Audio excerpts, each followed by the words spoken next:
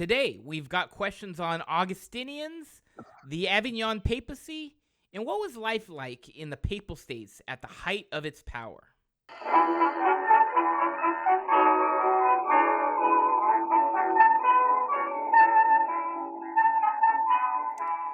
Welcome to another episode of Off the Menu. I'm your host, Vincent Franchini from Tumblr House, here with an Avalonian, Charles Coulombe. Avalonian? Really? You are really digging down the bottom of the adjectival files, aren't you? Okay, fine. So I'm a devotee of the Isle of Avalon and King Arthur. Yeah, is that so bad? Well, it's taken on though in recent years, or in recent decades, the idea of being sort of a new agey person in Glastonbury. What? What? It's taken on. What's taken on? The word Avalonian has come to mean in the Glastonbury area, sort of a new agey kind of person, like Dion Fortune or somebody like that. Oh. Wellesley Tudor Pole. Like I'd be hanging out at the tour, and kind of getting into it. I mean, actually, I was. I mean, sort of unwillingly this past. Jamie Bogle. You know of him. Yes. Joanna's husband. Well, he, the Gowdmans, and brother Andre Marie and I went up to Glastonbury as part of the Arthurian tour that we took. So we climbed the tour, and I was the last up. I've been up the tour 3 times in my life. The first time was in 1992 after the Tolkien Centennial Conference. I went up that thing like a gazelle. Then, 3 or 4 years ago, whenever it was that I met the late, great Jeffrey Ash, I went up the tour again, but it was a bit more problematic, to say the least. This time, man, was it hard. But I did it. So I get up there, and at the top of the tour is St. Michael's Tower. It's all that's left of the church that was built there. And, of course, that's where the martyrs, Blessed Richard Whiting and companions, the monks of Glastonbury, were martyred on Henry VIII. So by the time I get up there, the band is kind of scattered a little bit. There's the tower. There's somebody playing drums, and this new agey lady is dancing around. Well, in the tower itself, somebody hung this sort of disco globe that was turning, and the lights were going, and the drums were drumming. And there were 2 benches on either side. This one couple was sitting there smoking pot, kind of a hippie couple. And Jamie was just sitting there, kind of oblivious to it all, sort of great, like that. So I sat down. And I said to him, man, doesn't this just turn you into the cosmos? Would you believe he gave me a withering look? Not cool, dude. Yeah, exactly. That's how I should have said. But what we actually did was, once I was, everyone was aware that I was up and finally made it, we pulled aside and said a decade of the Rosary in honor of the martyrs, which then we went down. That was our major point for going up the tour. And we did go into the Chalice Well, the Chalice Spring, and all that. And of course, in the streets of Glastonbury, it's just like Hollywood of the 60s. It's kind of like, I mean, yeah, you know what I'm saying? You grok, right? Wait, excuse me? I said you grok, right? Grok? Like the... Grok. G-R-O-K, you grok.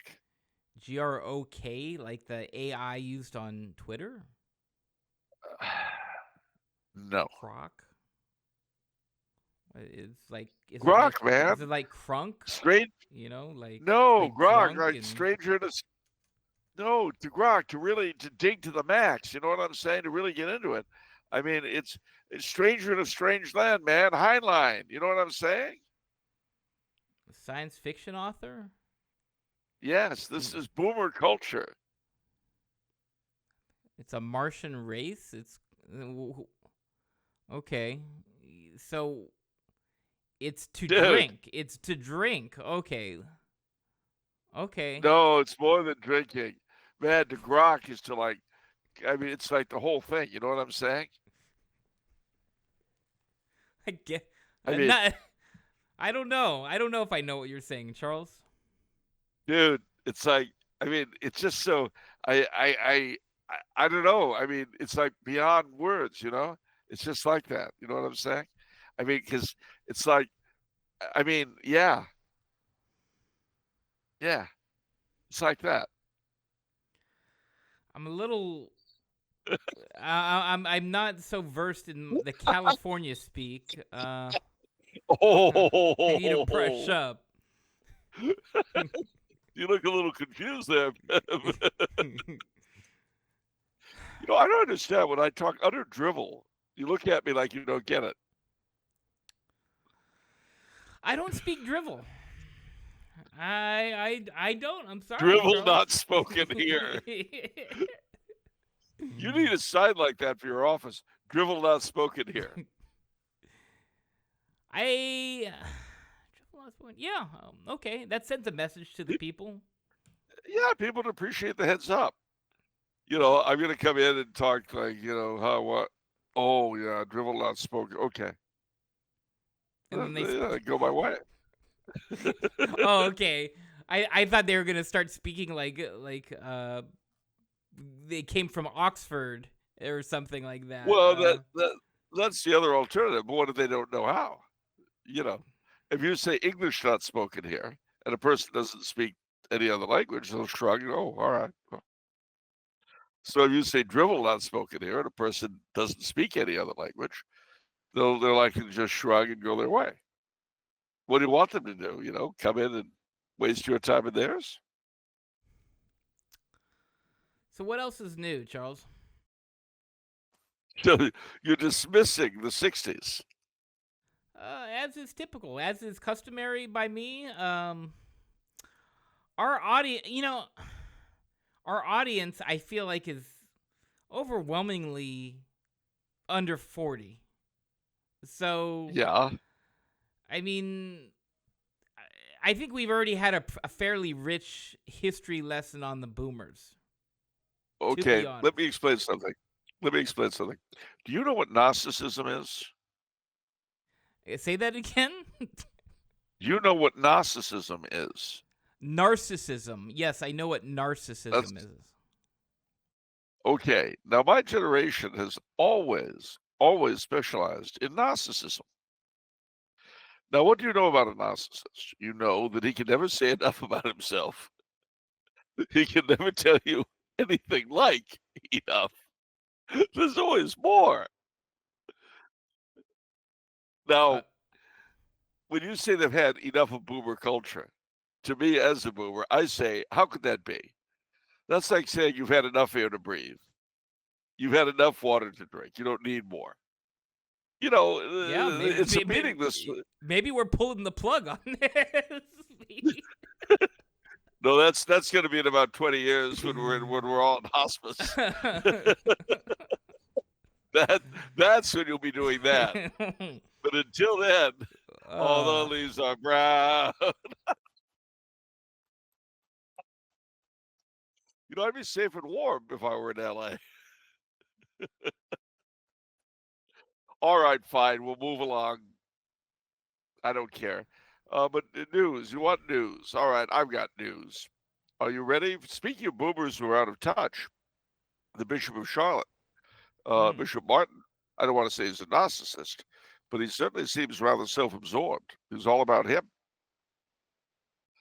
He has a view, and, you know, that's it.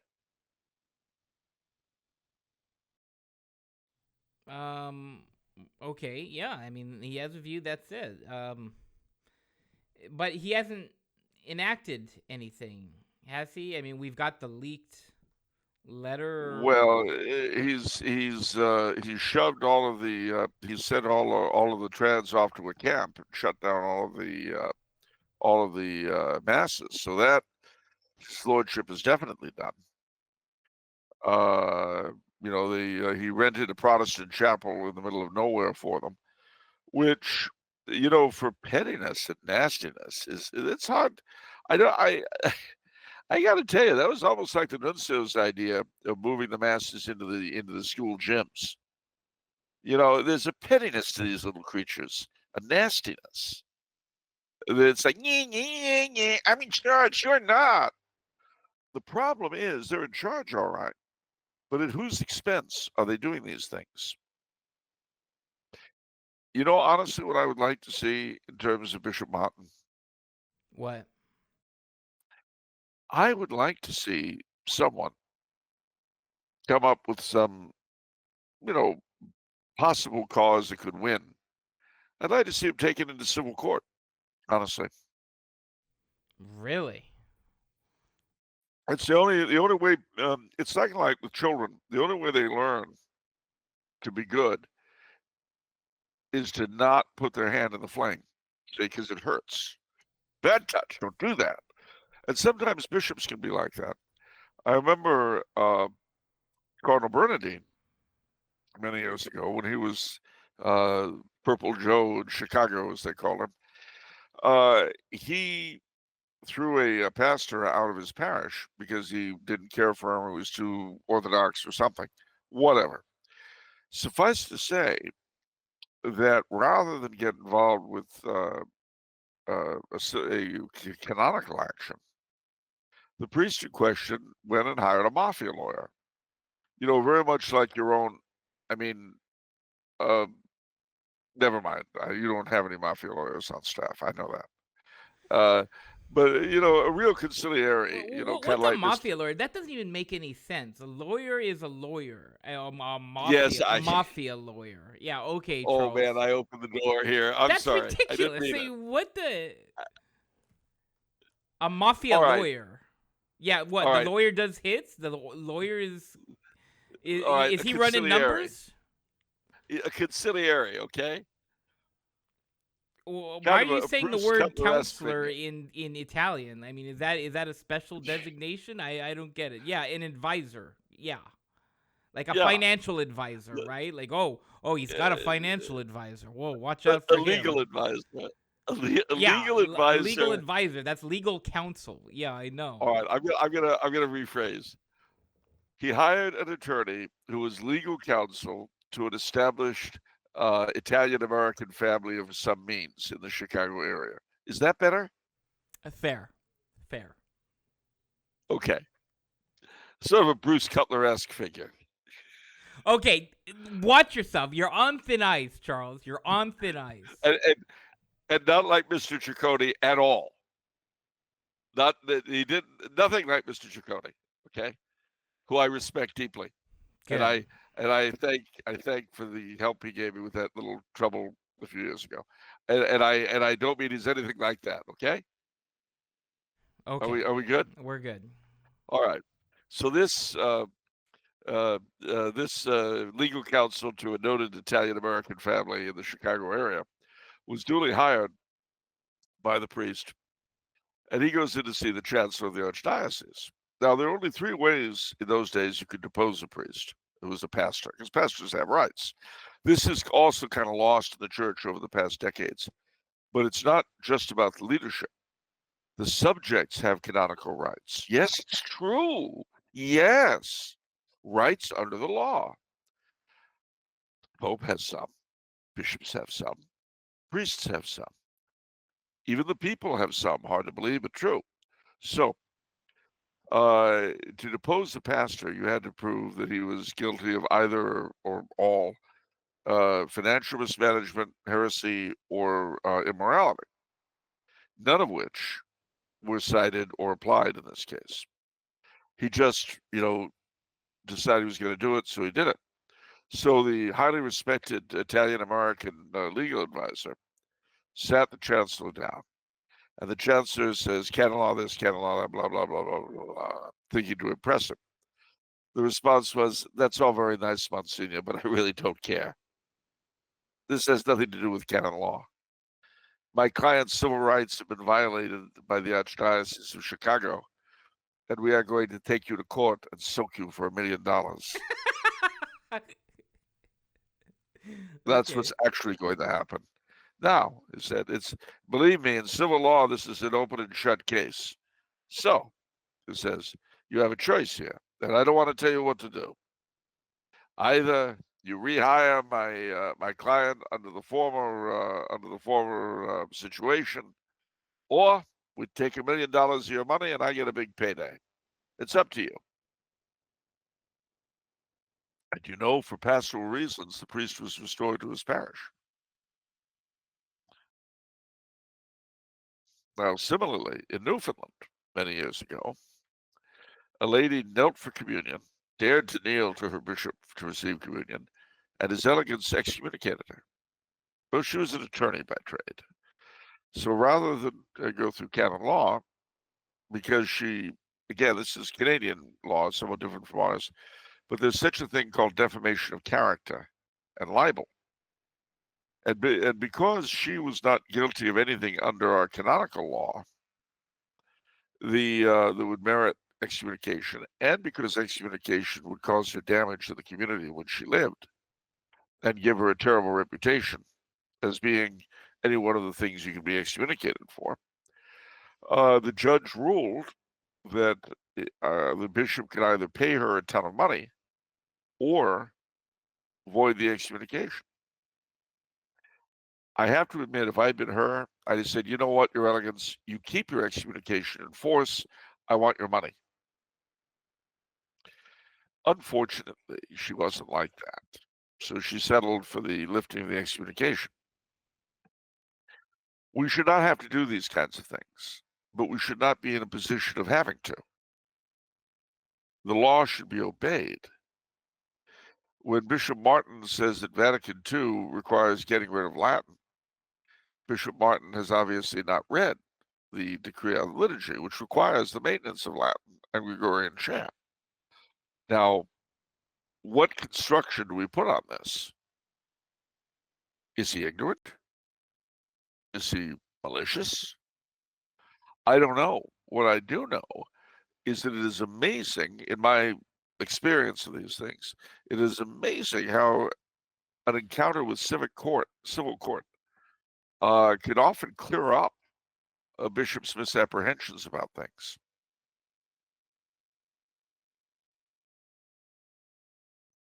Because you see, they live in a world of their own, where they're the center of everything. Remember that as far as canon law goes, the bishop is always the judge of first instance in his own diocese. Every canonical suit you bring against a bishop, it has to start with an appeal to him against himself.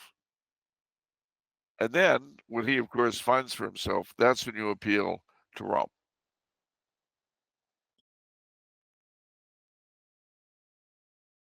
But you always got to go through the first step of dealing with the bishop. So it's interesting. So you're saying take him to civil court rather than through the what would you call the court of the church? Canonical process. Well, no, I would do both, frankly. I mean, if somebody is the canonical process not working in the manner it should currently? It hasn't, but that was under the old regime under Pope Francis. Although, see, canon law is a funny thing because very often the people who you're appealing against are in fact the lower judges, and then you've sometimes got things like the biggest, the most famous misapplication of canon law in our time, in my humble estimation, in my lifetime anyway, was back in 1976 when Archbishop Lefebvre appealed his canonical suspension to the Apostolic Signatura, which is the highest court in the external forum in the church.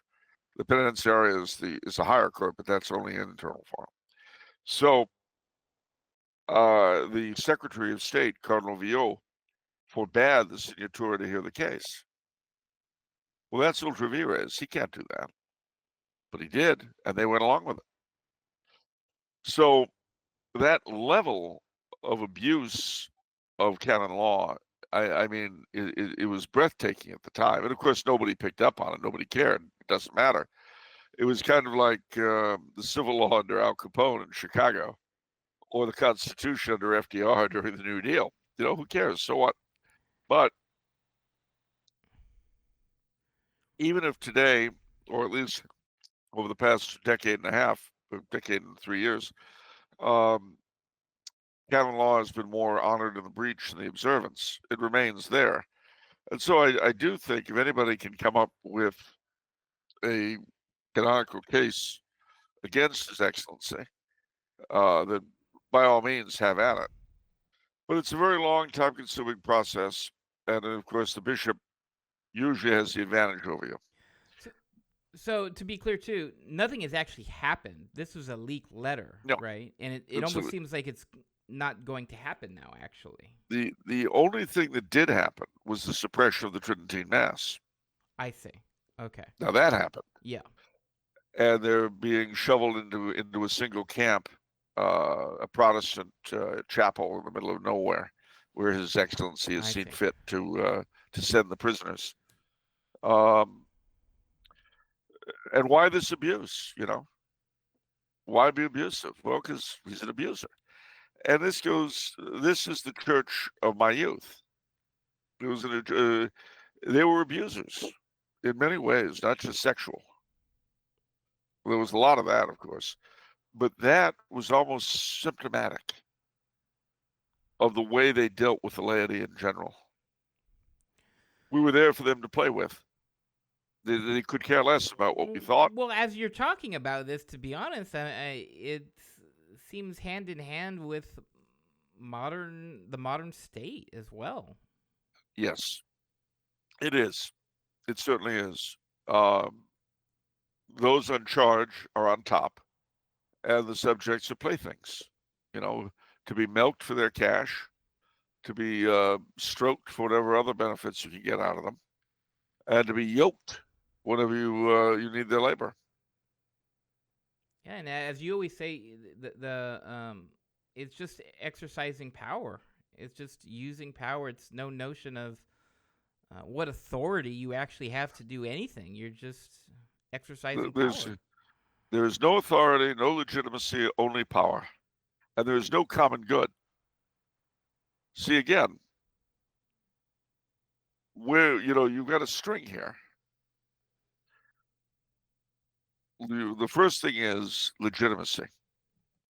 And that is the right to exercise authority. Then there's authority itself, which is the right to say how power should be used. Then there's power, which is the ability to make things happen. And lastly, there's the purpose for which these three things exist, which is the common good, the last end of mankind, both spiritual and physical. Because even the physical common good should reflect back toward the spiritual common good, which ultimately is the salvation of every individual. And this is the last end of both church and state, is the salvation of souls.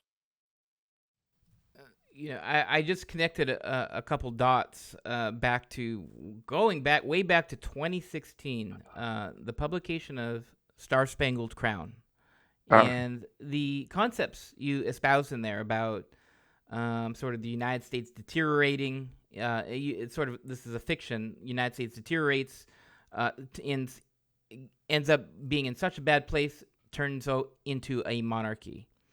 And you kept talking about the institutions not working anymore, being bloated, just not functioning, not doing the things they're supposed to do.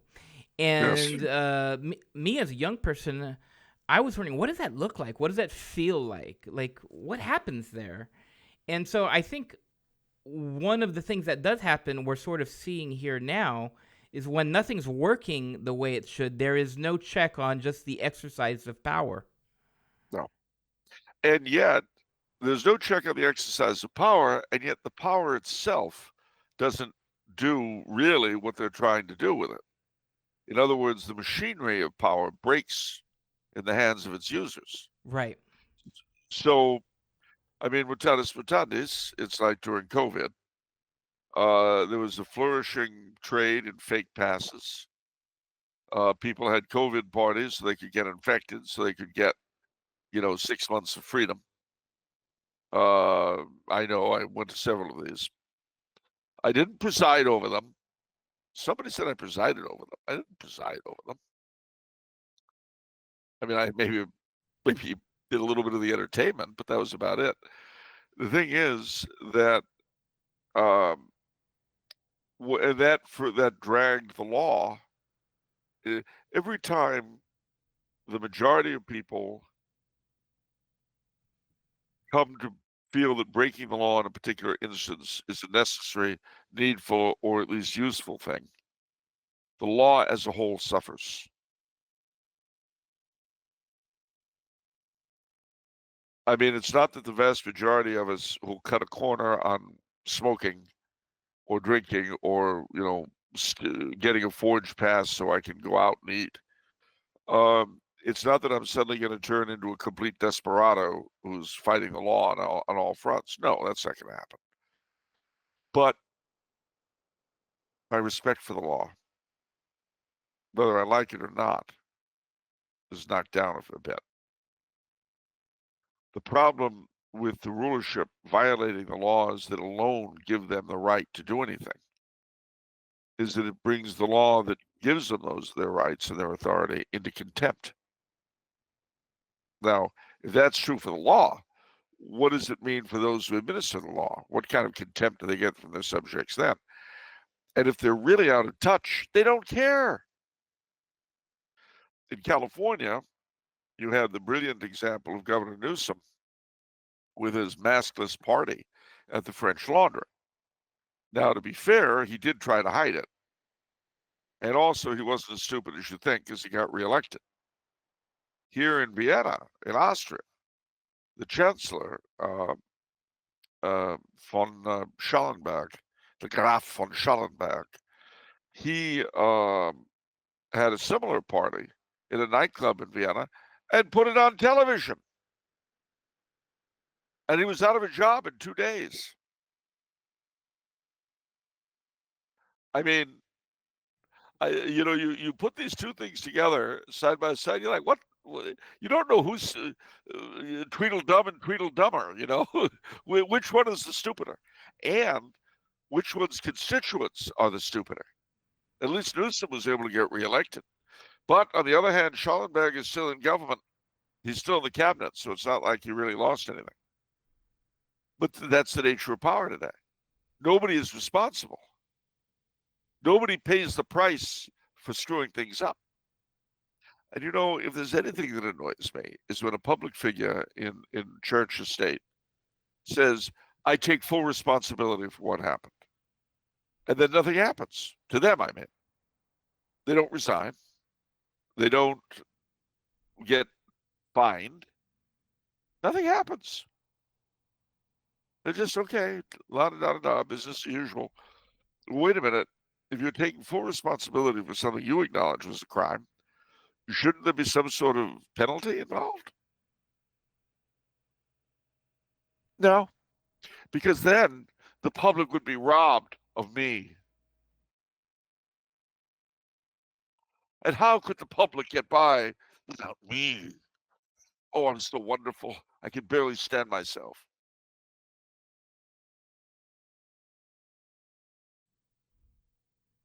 And so, as in state, so in church. As in church, so in state. How did we get here? Oh man, that's called history. I mean, well, as with any historical development, there were a number of things that contributed to it. It's never just one thing. And yes, I'll toss a bone to the conspiracy theorists. There was conspiracy. But you got to bear in mind the conspiracy is a little bit like contagion. In other words, there are always conspiracies at any given moment. Evil conspiracies, I mean. There are also good conspiracies, believe it or not. People get together and they plan to do some wonderful stuff. I'm thinking of the Congregation du Saint-Sacrement or the Compagnie du Saint-Sacrement in the 17th century in France, which was a group of very highly placed people in the French court and government and in French society. Some of them were in other things, including St. Vincent de Paul. And they basically plotted to make things better. And they succeeded until they were found out. And there was a similar group, the Congregation du Saint-Sacrement, in Restoration era France, 1850 to 1830. So, I mean, conspiracy is not always a bad thing, but evil conspiracies always exist the same way that the bacteria and viruses that each of us are crawling with always exist. But it's only when our health breaks down that they become a danger. Or if there's something really new and weird that we've never had before. So, I mean, obviously you could get COVID and that'll mess you up. Or contrary-wise, you have immune problems, AIDS or something, not just AIDS, and all of a sudden you're getting these weird diseases that nobody gets. Well, you already had it. It's just that now that your immune system doesn't work, you're a victim to it.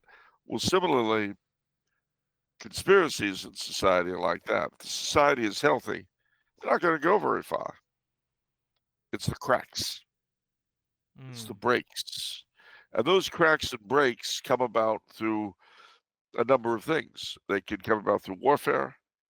They can come about through the general corruption of morals or standards or both.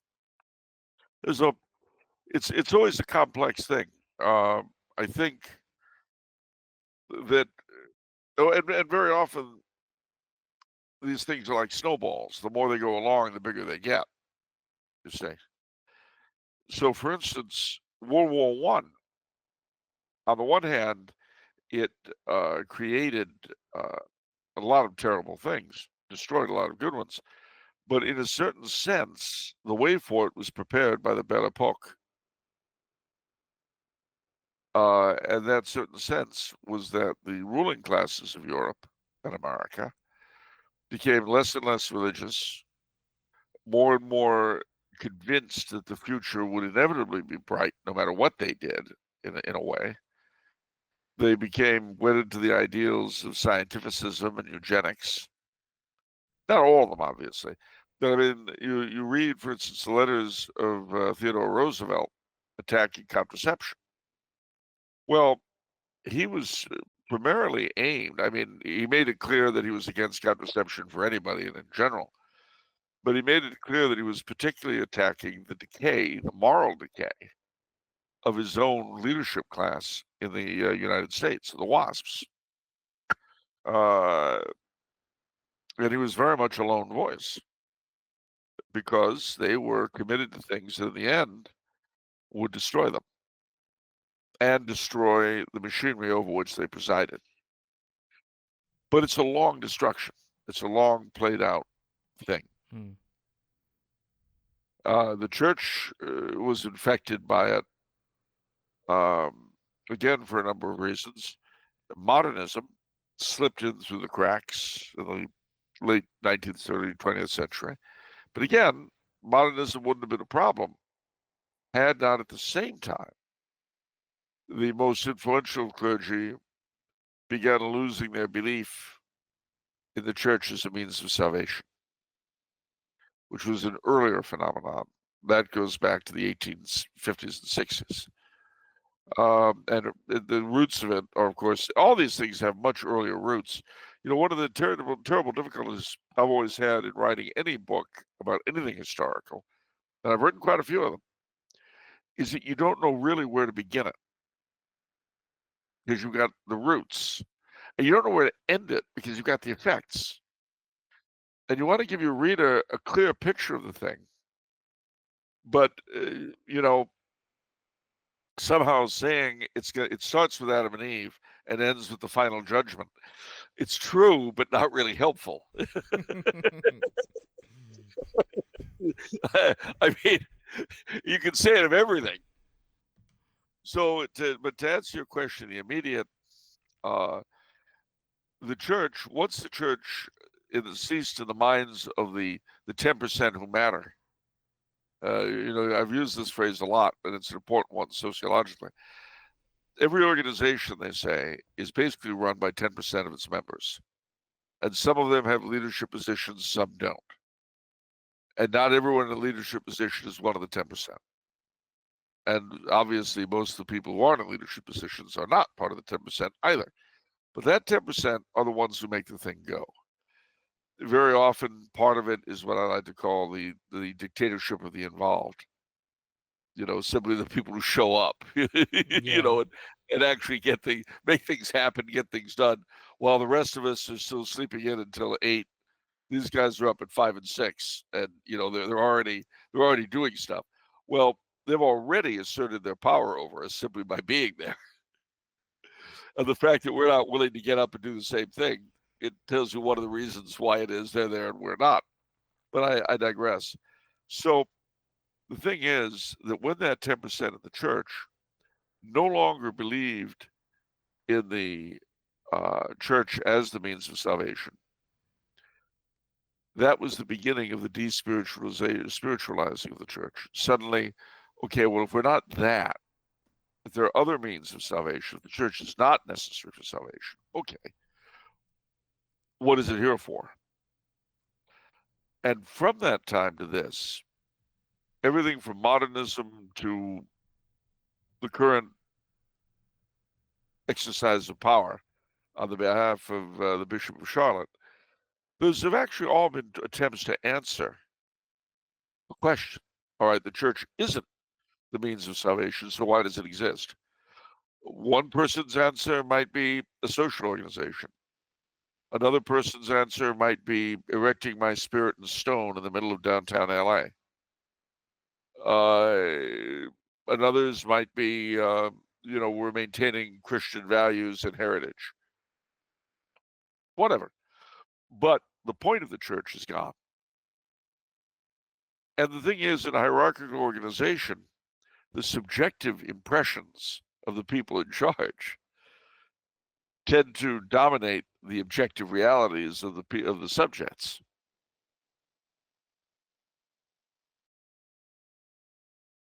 So when I was a kid, the idea that the old Latin Mass was simply about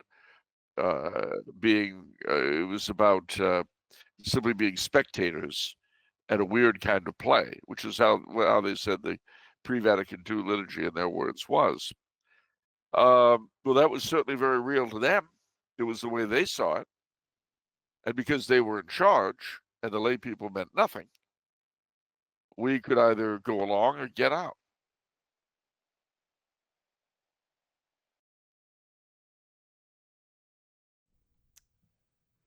But the important thing to bear in mind about clerics of that sort, or civil rulers of that sort, is they really don't care.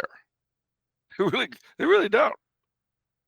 And everything is about whatever their impressions or ideas are.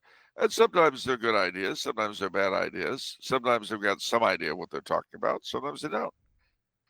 During COVID, everyone was afraid because we're ruled by secular-minded people in church and state.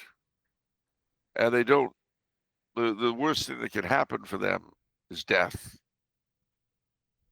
And because they were afraid they might have mass deaths on their hands because they didn't really know a lot about it. I think part of it is the leadership class panicked. But in panicking, they demonstrated their power over the individual in a way that had never been done before. And that's what makes COVID such an important chapter in our history, because it showed the exact nature of power in the modern world. And it also showed up the delusion of a lot of churchmen who are under the misapprehension that the church is somehow a partner with the state. Not in the state's mind. In the state's mind, the Catholic Church is something like Kiwanis or Rotary or the Boy Scouts. That's why abortion is an essential function of society that has to be maintained. So the abortion mills had to stay open under safeguards. But the churches had to be closed because, they're like bingo or dining halls or something, You don't really need them. And most hierarchs didn't have a problem with that because they no longer really believed in the necessity of the church either. I mean, it's necessary to give them a salary. That's certainly true. But in terms of actually doing things for people, they're not really. That's why they could say with a straight face in so many websites in my favorite Southern California parishes, make a perfect act of contrition, make a spiritual communion, donate here. Well, what are you really saying? What you're saying, Your Reverence, is that you're not necessary. I don't need you. That's what you're saying. And that's what the 10% really believe. But why they should think that would suddenly become different once the COVID monster went away? If I didn't need you before, why do I need you now? And this, I have to admit, not just with Bishop Martin of Charlotte, but with trash can custodians, with everything where the clerics get very tough and mighty. If you were hiding under your bed 4 years ago, you have no business acting like Hitler now. Go back to where you were 4 years ago. Go back under the bed where you belong. You said we don't need you, and now you're pretending we do. Well, when were you lying? Are they lying now, or were they lying then? That's not a question I can answer for them. I'm afraid they have to be asked. I can't do it. So you're talking. So this whole discussion emanated from the situation with Bishop Martin, but I think one of the things that a lot of people are interested in is how the Pope's going to handle it. Now, I actually, my sister's actually in Charlotte, and so she's going through all of this, and I guess she had heard that the Pope had gone over, or the Pope had talked to Bishop Martin and said, "Hey, you have to know your flock before you do something." So, I guess perhaps that's a charitable way of saying like, hold up, son. So I don't know about any of that. But I guess what I'm trying to say is, I think everyone's looking to the Pope for sort of a first sign of what kind of papacy this is going to be, to be honest. Well, yes, and I think, frankly, Bishop Martin, the Pope thus far has done his best, and it may well be true, to appear as a man of reconciliation, of bringing people together. And here you have a bishop who's basically thrown down the gauntlet at a ton of people in his diocese, which appears to be exactly the opposite of what the Pope wants. Now, that may or may not be true. We don't know. If the Pope, certainly any bishop who contradicted Pope Francis would be out on his ear. We know this because we saw it. But Pope Leo, for good or for ill, is not Pope Francis. So I don't know how he's going to react. Well, reconciliation is a very abstract component. It is. And there's the vision. There's always the vision, but then there's the execution of the vision, and those are two completely separate things. Well, they are, and of course, basically, you have not just the trads, but basically the Orthodox people of Charlotte.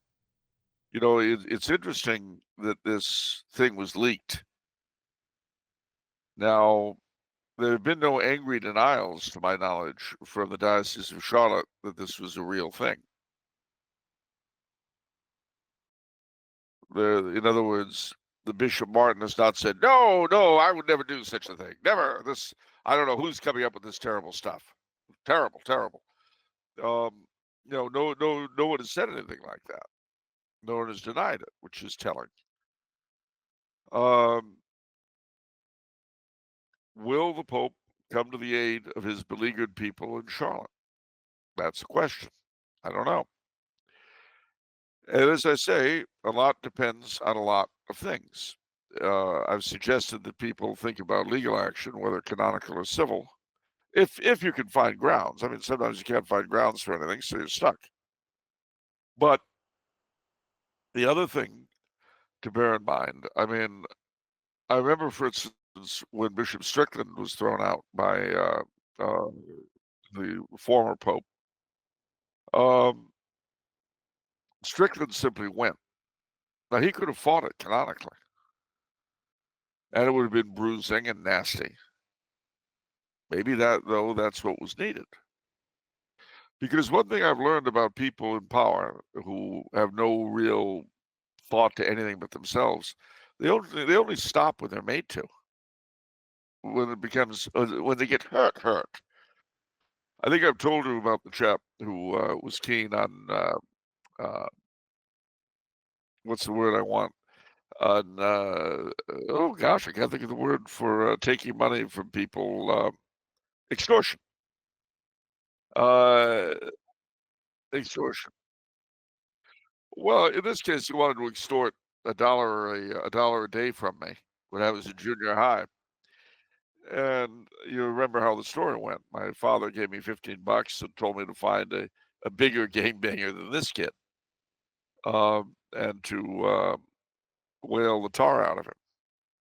Well, I did. The thing is, I will never forget, to the end of my days, the look on that kid's face when he came up to me, demanded his money. I said he wasn't getting it. And then my equally ganged up, because this kid was part of 18th Street, and I hired a kid who was a Crip. He comes running over and grabs him and begins pulling him behind the building. And he did whale the tar out of him. But I will never forget the look on his face. It had all gone terribly wrong. See, he was going to enjoy himself beating somebody up. And now he was going to be the one being hurt. And that wasn't at all right, was it? That's not the way the world is supposed to be. In a good, benevolent world, bullies get to ride roughshod over everyone and beat anyone they like to a pulp. And now it had all gone wrong. I almost felt badly for him. Almost. I came this close. But I feel like I was actually talking very briefly with Steve Cunningham, owner of Sensus Fidelium, and he had such an interesting metaphor, because I said, like, this isn't whoever's trying to enforce this. Like, if they're trying to enforce this, it's not going to go well for them, because the faith is too strong in Charlotte. Yeah. And he had this beautiful metaphor where it's like, a fire. Like, the roots are too deep. Sometimes there's a fire, and you have problems, but everything is going to grow back stronger than ever. And the thing that I just don't get is Bishop Martin's motivation. I mean, I understand he's got a vision of church. Right? Notice the lack of use of definite article. He's got a vision of church that was implanted in his mind when he was young and alive, and he wants to force reality into that vision. I get that. Well, see, you just said it. He's enforcing reality. See, he doesn't think it's like sides or types or anything. Like, I feel like you've said this too. You've said this actually for people like Obama, right? Where the idealist or what have you. So I think that's what's going on. That's the only thing that can explain such brute force. Yeah, brute force and venom. But, I have to say, and I've said it before on the show, I'll say it again, when you declare war on reality always wins. It's annoying that way. What I can only hope for, and I do hope for it, what I can only hope for is that in the end, He'll see reason. But the problem is his reputation is already so damaged. Unless he disavows that letter, I mean, he lies. You can't say getting rid of Latin in accord with Vatican II. He's just lying. That's like, saying when Thomas Jefferson and the founding fathers made their oath of allegiance and reconciliation to King George III in Philadelphia on 4th of July. That's not what happened. They didn't affirm their allegiance to the king on the 4th of July in Philadelphia. It's the opposite, see. It didn't happen that way. Vatican II did not forbid Latin. It didn't order the altar rails taken up. It didn't order any of this. To read the documents of Vatican II and get all that out of it, you need the magic spectacles the angel moron gave Joseph Smith. So, what would be the ideal? Like, what would you hope to see Pope Leo do? What would you hope? What's the ideal in this situation to rectify everything, to heal all of the wounds? Well, the most I would hope for is a quiet smack on the head, and the bishop saying, "Just kidding, everybody go back to where you were." But the problem is he has so committed himself to this. My optimum hope would be that he would simply remove him and replace him with someone who's not a moron.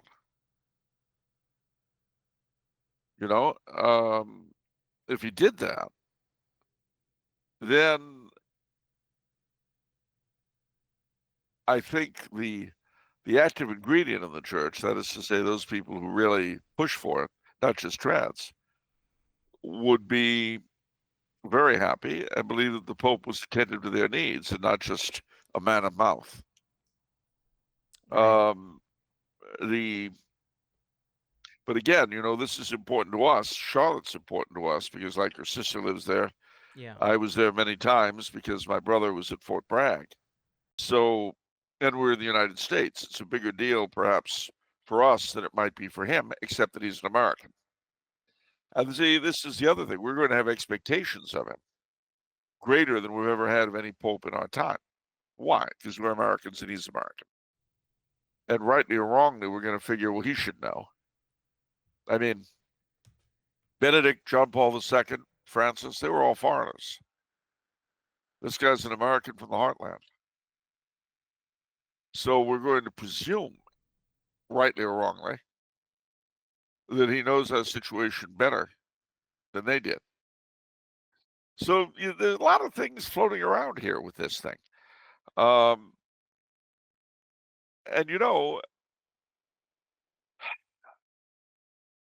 I got to tell you, if I were the bishop of Charlotte or any other place, which God forbid, but if I were, what I would look at is what's flourishing, what's working in the church. Now, it's not just the Tradismo, although that's by far the most enthusiastic. I would look at the Neo-Catechumenate. They've got their liturgical excesses that have to be carefully watched. But the fact is, they brought a lot of people to the church. I would look at Opus Dei. I would look at whatever has worked in bringing people to the faith. And that is what I would encourage. Now, mind you, by the same token, personally, I'd be as traditional as possible. And I would obviously give tradition pride of place. But one of the terrible realizations one has is the majority of Catholics don't know anything about Catholic tradition. And so they've got to be brought into it. But it can't be done the way it was gotten rid of. Tradition cannot be restored in the same brutal fashion in which it was ripped from us. And I've had a lot of friends get annoyed with me for saying that. even to the point of, well, we went through it, they should. Yeah, well, that's nice, but that's not the way you should think about these things. How do you bring souls to Christ? Well, you bring souls to Christ by getting them to love them, getting them to love him and to love his church, which is, for all of our sins, we are the best exponent of Christ on earth. Well, how are you Christ-like? Well, you stand up to evils, all right, very forthrightly. But to anything that isn't evil, you're as kindly as you can be. And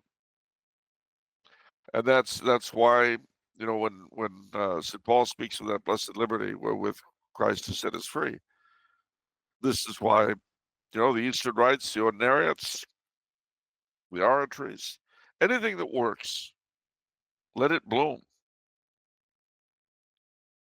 As the infamous evil Father Leonard Feeney said years ago, I really don't care if people pole vault into the church as long as they come in and they're serious about it.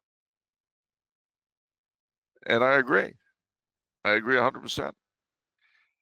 So the handling for Bishop Martin and Charlotte has to be done in such a way that people are not driven out of the church, which is what Bishop Martin seems to really be keen on doing. That if the Pope does nothing and simply allows this man his head, well, that will tell us a lot about this papacy. If he doesn't, if he does something or other to rectify the situation, that will also tell us a lot about this papacy. It won't be the last word any more than wrecking the liturgy under Paul VI precluded Humanae Vitae. But it won't be good. So, well, anyway, I've said all I can on that. Yeah, reading all the mystics, I think of this so much where God's asking for prayers for suffering from people like Sister Josepha. And the one of the words that God said that really sticks with me is, you have to do this or I will leave them to their own devices. And see, believe that's me, that's hellish. Everyone's waiting for this grand punishment. But that's the punishment and I think Father Ripperger has said this too, the withdrawal of grace. And then it's just you, buddy. And you can't do anything on your own. No. And, that reminds me of a line of Nicolas Davila's, one of his many aphorisms. That's the word. The modern world will not be punished. The modern world is the punishment. Right. I mean, I keep saying this. Look at Japan. Oh. We're still so lucky. That's waiting for us right there. Just open your eyes, everyone.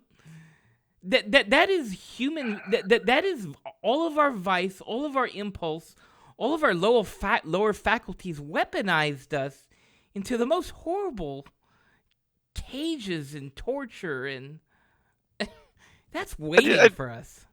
And the funny thing about Japan is that all the while that's going on, the emperor is still dwelling in sublime whatnot in Tokyo. The Shinto temples in Kyoto are still ringing the bells. The Zen Buddhists are still in touch with the infinite. All the while, you've got these. You talk about Manichaeism, the rigid separation between the spirit and the flesh. You see it in Japan. Yeah. I mean, I tell you, I would take the Japanese emperor over most politicians I know, but that's sort of the point of their system. The emperor is a wonderful man, completely above and beyond anything to do with politics. Well, yeah. Okay. Yeah. All right. Okay. The funny thing this is a bit off key, but there's a bit of a fear, I suppose, that the Pope will become like the Emperor of Japan, in the sense of someone whom we all revere, and who, to the degree that you can know anything about him personally, you like it, but it has no relevance to your life. And one of the interesting things about the Japanese reaction to their emperor is that the Japanese emperor rarely makes any kind of public statement, and when he does, it's usually very anodyne. That is to say, it's extremely neutral about something you could hardly argue with. If he visits a disaster site, he'll say, "This is terrible." Well, who's how dare he? Of course, it's terrible. It's very, very rare that the emperor will say something you can really get excited about one way or the other. Well, to me, the epitome of this was the former emperor, at a time when sadly unsuccessfully, the prime minister was arguing for a change to the constitution that would have expanded the imperial powers. The emperor said that he had decided he would abdicate, and that what was required was a younger man. Now, this was at the time that the prime minister made his comments, and it was seen as a response.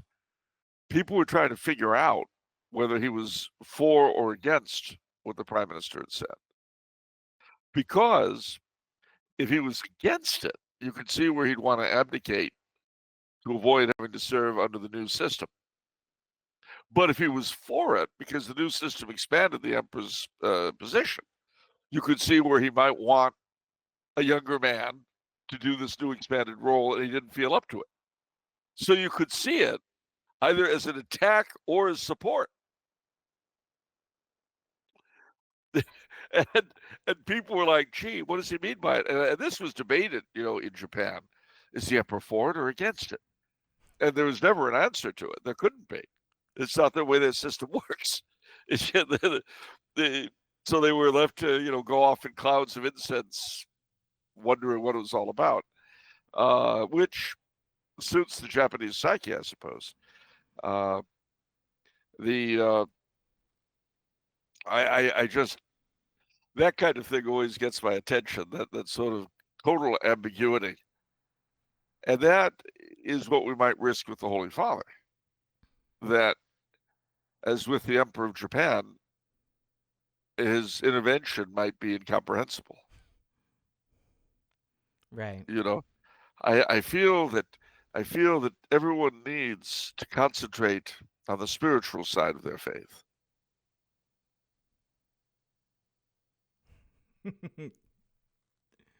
Is this a slap at the bishop or at the trads?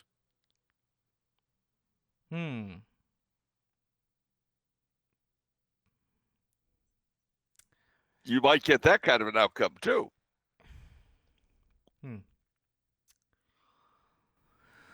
All right. Well, we're over an hour. We have asked no question yet because you've been on such a roll, Charles. But let's get a couple questions on Pope Leo. And let's get some happy fun time. Let's get those happy days are here again. The skies above are clear again. Let us sing a song of cheer again. Happy days are here again. Yay! All right. Some questions from John. Which pope is your favorite, Pope Leo? Well, that's easy. Pope Leo the First, Saint Leo the First. Can you tell us about him? Yes, I sure can. He was the first Pope Leo. He reigned in the 400s.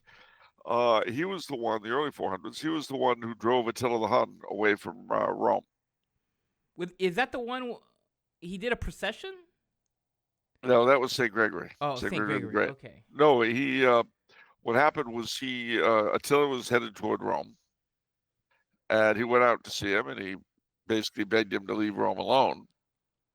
Now they say that Attila, all the while that Leo was talking at him, he saw an old bearded man with a sword menacing him. And he got the distinct impression that if he didn't do what Leo said, the old fellow with the sword would kill him. So he was kind of frightened by this. Well, then he looked at an icon of St. Peter and decided that was the man who had been threatening him.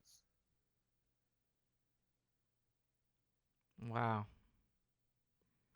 So in any case, Rome was saved by Leo, who he was also the one at the Council of Chalcedon. He settled the Monophysite question, and the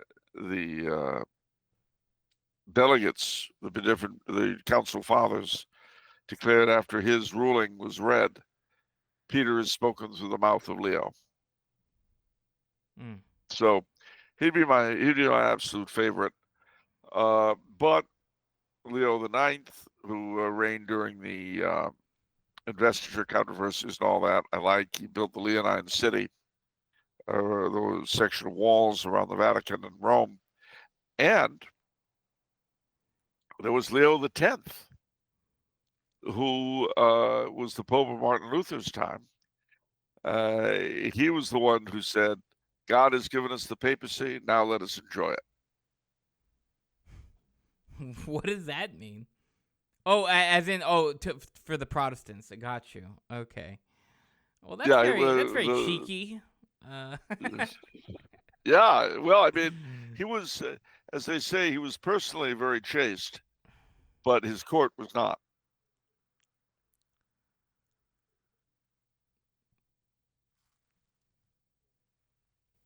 I'm not sure what the implication is there, but there's some implication. So, all right, moving on.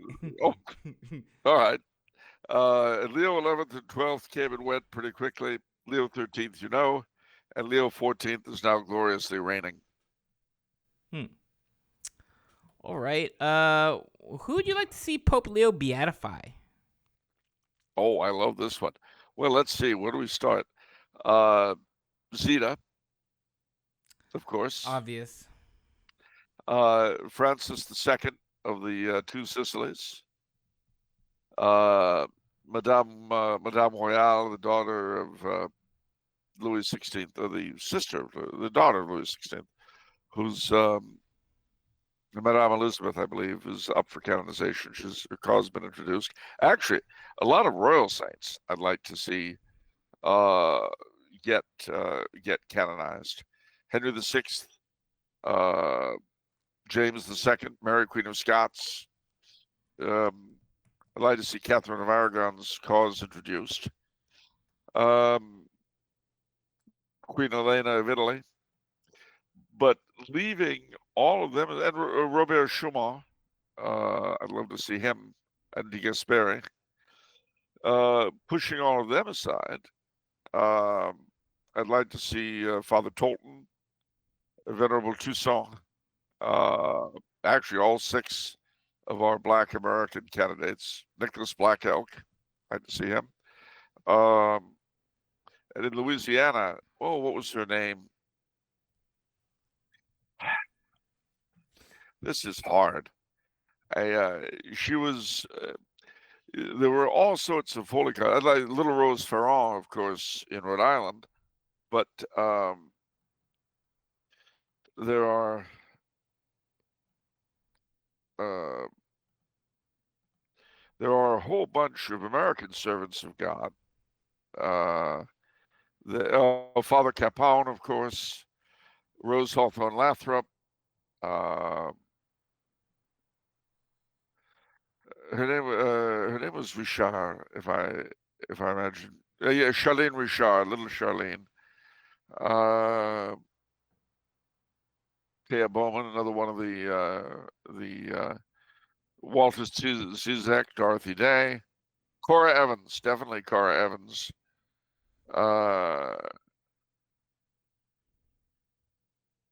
Father Hardin, who I knew.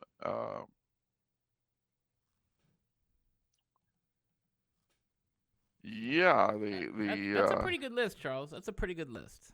All right, fine. All right, you got it, man. Fine. What else? Yeah. What else we got? Last question. By popular request, the patrons really want this one. A bunch of people really want this one. Our new pope is an Augustinian. Could Charles tell us about who Augustinians are and what that tells us about our new pope? Well, okay, Augustinian is something that can refer to a number of different things. And of course, it all comes from St. Augustine, my confirmation saint. So you might say I'm kind of an Augustinian myself, because I chose him out of a love of his philosophy and theology and all that. Basically, the OSA, the Order of St. Augustine that he belongs to, should not be confused with the Canons Regular of St. Augustine, although they both claim to have the Augustinian rule. We have a big abbey of the Augustinian canons not too far from here, close to Neuburg. But the OSA, they were originally hermits, actually. And they gathered together into a congregation. And now they're considered amongst the mendicant friars, like Dominicans and Franciscans and all that. And so as a result, they're very much into teaching. But just as the Dominicans were primarily Thomist, although they have a few other schools, and the Franciscans were primarily Scotist, some Lillists, so forth, the Augustinians are, well, Augustinian. And so they tend to really base their thing. Now, mind you, that doesn't mean they're necessarily anti-Thomist or anti-Bonaventure or anti any of these things.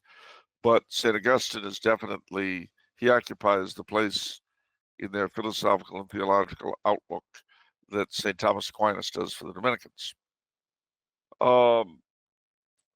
It's an interesting order because around the same time they produced two very famous individuals. One was a German friar by the name of Martin Luther. The other was a Spanish friar by the name of St. Thomas of Villanova, who was, Dom Guéranger points out, was almost the counter Luther. Von Stauping, who was Luther's, very much Luther's mentor in the order until Luther left the church, and then he washed his hands of him. He seems to have been a pretty decent character, but Luther took things into his own hands, shall we say. So those are the Augustinians. Now, interestingly enough, until recently, when the Dominicans in Hollywood was shut down by the Holy Father, the LA Archdiocese had 3 houses of cloistered nuns, each of them one of the great families of the mendicants. So we had the now defunct Dominicans of Hollywood. We had the Carmelites of Alhambra. Now, I'm not, these are cloistered. I'm not talking about the other Carmelite nuns who the same place nearby. And we had the Poor Clares, the Franciscans, up in Santa Barbara. But in addition, Cardinal Mahony's church in Rome is and was the Four Crown Martyrs, which has attached a convent of Augustinian nuns.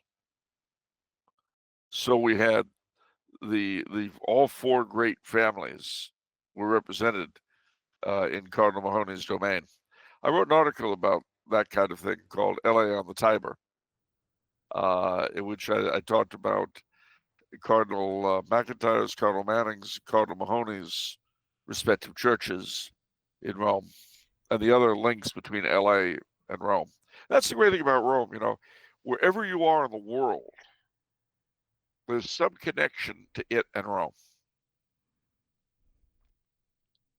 Really and truly, Roma caput mundi, which means Rome is the head of the world. St. Patrick said, of course, as thou wouldst be Christian, be Roman.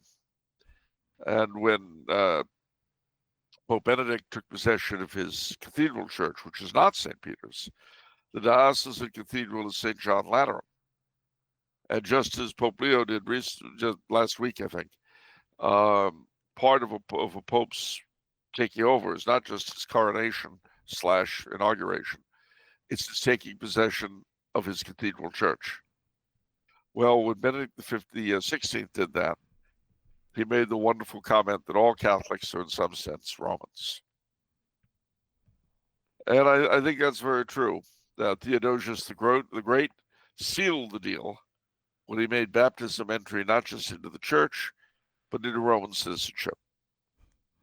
So, as a baptized Catholic, you are a citizen of the empire, whose boundaries, like that of the church, are wherever you happen to be. You're an imperial border guard. I love There that. in that list, in the province of California. There you are. I love that. Imperial Border Guard. I'm gonna run with that.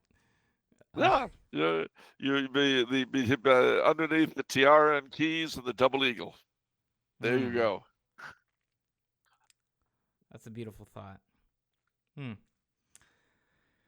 Whew. Us LARPers.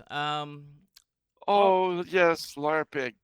LARPing is the thought that anything can be better than utter misery. That's how I define LARPing. That's savage. Wow, that really cuts. Oh man, I have to pocket that one. Yeah, if you think anything can be better than the crap you're going through, you're a LARPer. So eat it and enjoy. Wow. I just want the beatings to stop, LARPer.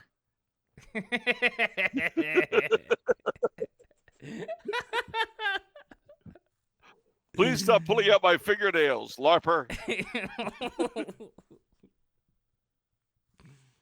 Wow. All right. If you want the torture to end, you're a LARPer. It's that simple. Wow. All right, that's gonna do it for this episode, everyone. Hope you've enjoyed it. Well, before we go, I think you should just, for those interested, and there are a number of them, man, the summer has begun. So all over the festive Tumbler House Tower, certain, I don't want to say non-essential because everyone at Tumbler House is absolutely essential and everything in every way, but all over the Tumbler House Tower, those employees who are not absolutely necessary for the functioning of the place during the summer are already weaving their cocoons and getting ready to estimate. Old Rose, unfortunately this year, she's going to be stuck non-estimating, and she's not entirely happy about that.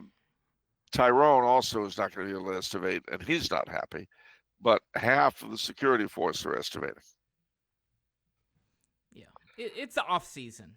You know, we're just just hanging around, quite literally. Yeah. And then, of course, you'll all be happy to know that Chief Clancy, who does not estimate, he's made it very clear. His vigilance is what keeps the city of Arcadia safe. Agreed. Yes. He's, the slightest hint of danger. I remember there was you recall during the fires in December, we could see them from the hills and all that. Mm-hmm. And the entire force was called out to patrol the streets in case of looting. Right. And it was a good thing because several shops were in fact broken into after the police were deployed. But to be fair, those shops that were broken into were all owned by people who had shown themselves to be disruptive elements. Yeah, so they had it coming. Yeah, what goes around comes around, basically. Yeah. That's what the chief said. Yeah. Well, that's karma, all right. Now, see, Arcadia, the home of karma. Now that could be a town motto. What goes around comes around, boyo. You see, if you hadn't done that in the first place, this wouldn't have happened now, would it? Yeah, insulting Chief Clancy, that's bad karma. Big mistake in this town. I wouldn't have done it. And who could? I mean, he's the people's friend. People's champion, to be honest. Yeah. Oh gosh, yes. Yeah, absolutely. The people's champion. I mean, listen, we'd all vote for him for mayor if it weren't for the fact he'd have to take a pay cut. Right. Yes. That's very true. And besides, what could he possibly do as mayor that he isn't doing now as chief? Yeah, well, it's as you say. What you're talking about, the 10% of the people that run the show. Some of them are in leadership positions. Some of them aren't. You don't need a leadership position to rule, or to do help, good. to facilitate, Sorry. to do good, to do good. Yeah. To facilitate, absolutely. Yeah. And I just want, and you heard it here from both my employer, Mr. Franchini, and myself. We're here to tell you Arcadia, California is the best run city on planet Earth with the best police force anybody ever thought of. And we love this place. We do. Absolutely. It's the best police force money can buy. All right. That's going to do it for this episode. Charles, what is it if it's Monday? It is off the menu. What about the soul you save? It could be your own. See you next time, everyone. Be good.